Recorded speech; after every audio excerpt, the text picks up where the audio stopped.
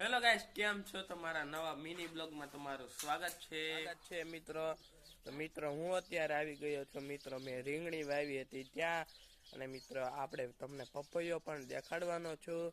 અને મિત્રો ગલગોટામાં બે નવા ફૂલ આવી ગયા છે મિત્રો, તે પણ તમને બતાવવાનો છું.